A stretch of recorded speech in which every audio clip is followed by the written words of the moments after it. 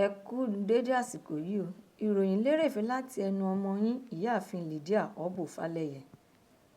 Àwọn iléeṣẹ́ àgùnbánirọ̀ lórílẹ̀‐èdè yìí the National Youth Service Corps ti sí ọ̀rọ̀ tí ó ń jà ròhìnròhìn jákèjádò orílẹ̀‐èdè wa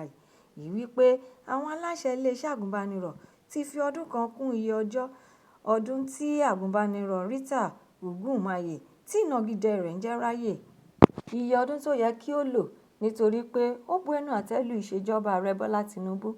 Ìwé ìròyìn Punch ni ó ṣe àkójọpọ̀ ọ̀rọ̀ Ráyè nípa bí ó ṣe lọ sórí ẹ̀rọ ayélujára rẹ̀ láti lọ máa sọ̀rọ̀ tako ìṣèjọba tí ó wà lóde báyìí, tí ó ṣe àpèjúwe rẹ̀ gẹ́gẹ́ bí èyí tí ọrọ̀ ajé rẹ̀ jẹ́ èyí tí ó burú jùlọ. Lórí àwòrán tí ó gbé sí orí TikTok rẹ̀ ni ó ti ṣe àfihàn ìnira tí àwọn ọmọ orílẹ̀-èdè Nàìjíríà ń kojú lórí ètò ọrọ̀ ajé, bí gbogbo nǹkan ṣe wọ́n gógó tí ó sì tún gbẹnu sókè kọjá agbára àwọn ènìyàn. Ó tún wá ṣàpèjúwe ààrẹ gẹ́gẹ́ bí olórí tí ó burú jùlọ tí ó sì tún wá dojúkọ ìjọba wípé àwọn ìlàkàkà wọn pàbó ló já sí nítorí pé kò dín ìṣòro àti ìnira tó ń kojú àwọn ọmọ orílẹ̀-èdè yìí kù rárá. Ó tún wá fi kún ọ̀rọ̀ rẹ̀ wípé ìpínlẹ̀ Èkó jẹ́ ìpínlẹ̀ olóòórùn àti pé ìgbé ayé àìní nǹkan rárá ní àwọn ènìyàn olùgbé ibẹ̀ ń gbé. Lẹ́yìn ìgbà tí àwòrán náà ti gbalẹ̀ káàkiri tán ni ó tún wá fi àwòrán mìíràn ránṣẹ́ sórí TikTok rẹ̀ wípé àwọn aláṣẹ iléeṣẹ́ àgùnbánirọ̀ ti ń dún mọ̀húrú tí wọ́n sì tún halẹ̀ mọ́ òun bí ó tilẹ̀ jẹ́ wípé àwọn aláṣẹ náà kò fèsì rárá sí ọ̀rọ̀ rẹ̀. Ó tún wá tẹ̀síwájú nínú ọ̀rọ̀ rẹ̀ pé àwọn kan lára àwọn aláṣẹ náà tilẹ̀ sọ fún òun kí òun lọ pa àwọn àwòrán náà rẹ́, èyí tí òun sì kọ̀ jálẹ̀ nítorí pé òtítọ́ ni òun sọ nípa bí orílẹ̀-èdè wa ṣe rí àti pé ipò tí ó wà nìyẹn. Ọ̀pọ̀lọpọ̀ ènìyàn ni wọ́n ń tẹ̀lé ọ̀rọ̀ rẹ̀ náà, àwọn bíi igbákejì ààrẹ àná Abubakar Atiku, ajàfúnẹ̀tọ́ ọmọnìyàn Ọmọyẹlé Sowore, tí wọ́n sì tún bẹnu àtẹ́ lu ẹ̀sùn tí àgùnbánirọ̀ náà fi kan àwọn aláṣẹ iléeṣẹ́ àgùnbánirọ̀. Ẹ̀kúnrẹ́rẹ́ ìròyìn náà wà nínú ìwé ìròyìn Punch.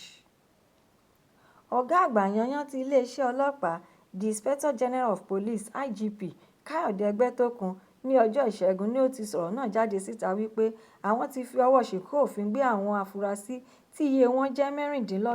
26 lórí bí wọ́n ṣe lọ́wọ́ sí ìpànìyàn tó wáyé ní ìlú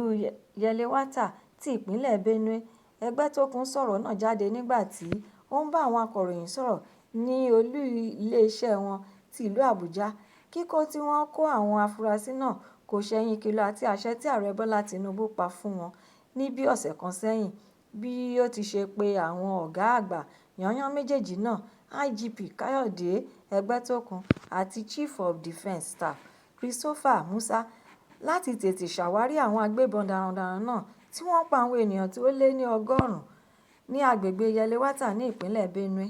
Ààrẹ ṣe ìkìlọ̀ náà nígbà tí ó ń bá àwọn adarí, olórí àti alákòóso gbogbo ẹ̀ka kọ̀ọ̀kan sọ̀rọ̀ ní ilé ìjọba tí ó wà ní ìlú Makurdi. Àwọn ènìyàn bíi akọ̀wé àgbà fún ìjọba àpapọ̀ George Akume, àwọn ọba-lọ́ba àti gómìnà àná fún ìpínlẹ̀ náà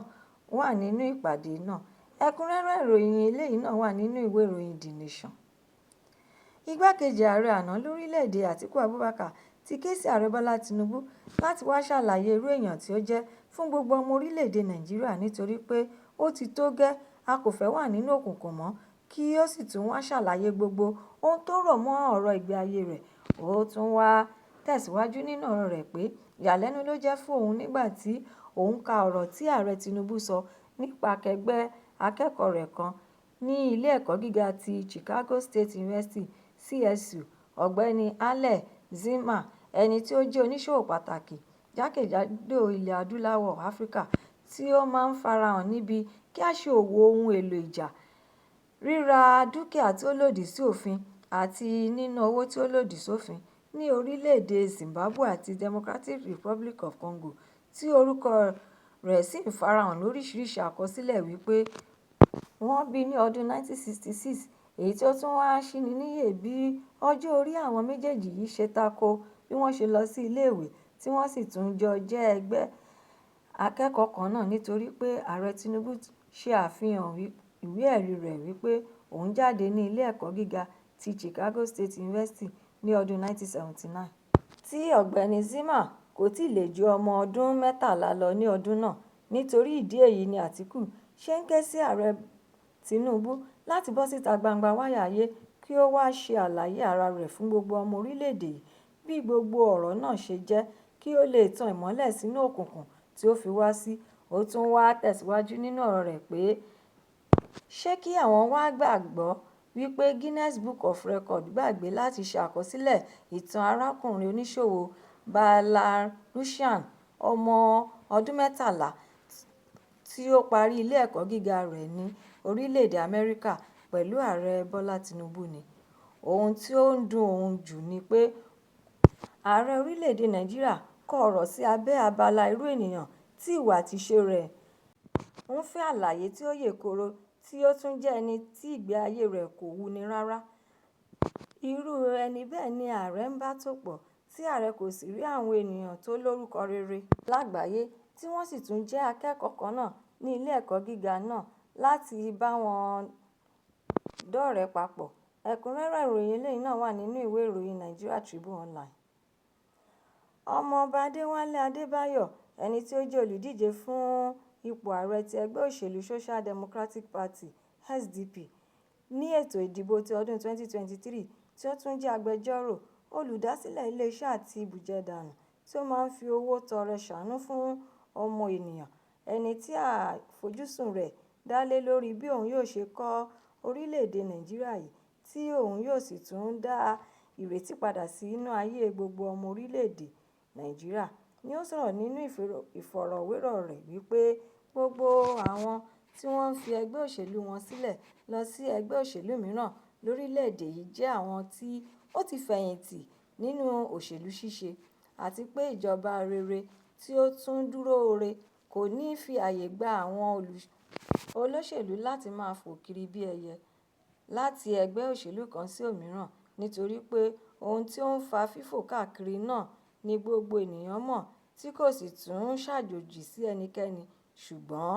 a lè káwọ́ rẹ̀ pẹ̀lú àkóso ìjọba tó dára. Ó tún wá ṣàlàyé síwájú wípé gbogbo ọmọ orílẹ̀-èdè yìí ló mọ̀ wípé kò sí ohun tí ó ń jẹ́ àìní owó, àìní ààbò tó péye mọ́ nínú òṣèlú ṣíṣe, ṣùgbọ́n ìwà ìbàjẹ́ àti ṣíṣe owó báṣubàṣu, iná àpà àti bẹ́ẹ̀ bẹ́ẹ̀ lọ ti kún inú òṣèlú báyìí. Nítorí ìdí èyí tí àwọn olóṣèlú bá ti rí wípé ẹgbẹ́ òṣèlú tí àwọn wà náà kò rọ́wọ́ mú mọ́ tàbí wọ́n kùnà nínú ètò ìdìbò tí ó wáyé lákòókò náà, ṣe ni wọn yóò ronú bí àwọn yóò ṣe fi ẹgbẹ́ òṣèlú náà sílẹ̀ láti lọ darapọ̀ mọ́ ẹgbẹ́ òṣèlú tí ó ń ṣe ìjọba lọ́wọ́lọ́wọ́. Àwọn ẹgbẹ́ òṣèlú tí ó wà lórí àlééfà náà kàn ń gbà wọ́n sọ́dọ̀ ni títí di àkókò tí wọn yóò lò wọ́n láti lọ da ẹgbẹ́ òṣèlú alátakò tí wọ́n ti kúrò rú, kí wọ́n bàa lè jẹ́ kí ẹgbẹ́ òṣèlú àwọn náà lè rí àyè jókòó dáadáa lórí àga àlééfà tí àwọn wà. Adébáyọ̀ tún wá tẹ̀síwájú nínú ọ̀rọ̀ rẹ̀ wípé àwọn tí ó ń bọ̀dí sínú ẹgbẹ́ òṣèlú bí ó ṣe wù wọ́n náà kò ní gbàgbọ́ nínú ohun tí wọ́n ń sọ tí wọ́n sì tún ń ṣe nínú ẹgbẹ́ òṣèlú tí wọ́n wà tẹ́lẹ̀. Tí wọ́n bá mọ ohun tí wọ́n ń ṣe, wọn kò ní máa fò kiri bí ẹyẹ. Ó wá fi ọ̀rọ̀ rẹ̀ ṣàpẹẹrẹ wípé òun ti wà nínú ẹgbẹ́ òṣèlú SDP láti ìgbà tí òun ti wà ní ọmọ ọdún 19 years ní ọdún 1991 ní àkókò tí ètò ìdìbò tí olóògbé MKO Abiola ṣẹ̀ṣẹ̀ ń kóra jọ. Àkókò náà ni olóògbé Musa Yar'Adua àti olóògbé Adamu Shiroma wà ní ẹgbẹ́ òṣèlú NRC